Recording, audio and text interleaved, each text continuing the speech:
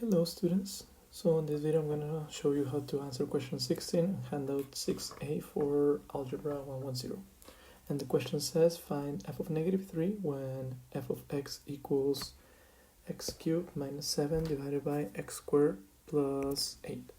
So the first thing that we have to do is going to be substituting the given number, which is negative 3, into every x that we have in our function in there.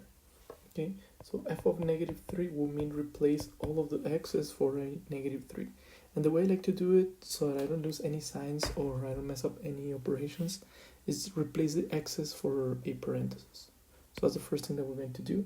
Instead of the x's, I'm just going to write a parenthesis. This is the best way to not lose any signs in there.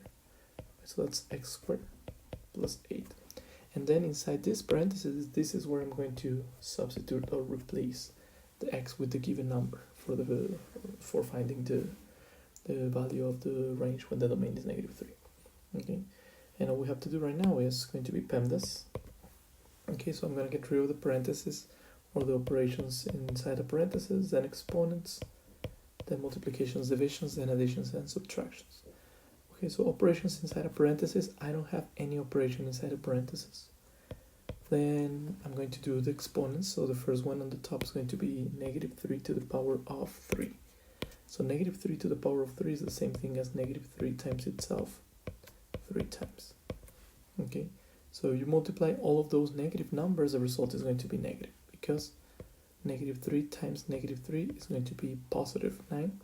Then positive 9 times negative 3, that's going to be negative 27. So that's the result of the first exponent that we have in there. Okay, minus 7. And I'm also going to do the same thing in the bottom. So negative 3 to the power of 2, that means negative 3 times itself 2 times. Negative 3 times negative 3. And this is going to be positive 9 because we're alternating signs, right? So negative times a negative, that is going to give me a positive. So positive 9 plus 8. And then we're going to keep trying to simplify this operation, right? So the last thing that we're going to do is a fraction. We have to add the numbers on the top. Negative 27 minus 7, those are two negative numbers. All I have to do is add them up. 27 plus 7, that should be 34. And since both of them are negative, the result's going to be negative.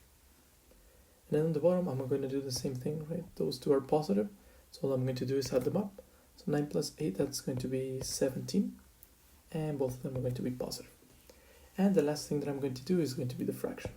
Okay, so since that fraction has a negative number on the top and a positive number in the bottom, whatever result I have from the fraction is going to be negative. Okay, the result of dividing different signs is going to be negative. And then 34 divided by 17, if you do that operation, is going to be 2. So 17 goes into 34 2 times. So this should be the final answer for the problem. So let me know if you have any other questions and make sure that you subscribe to the channel.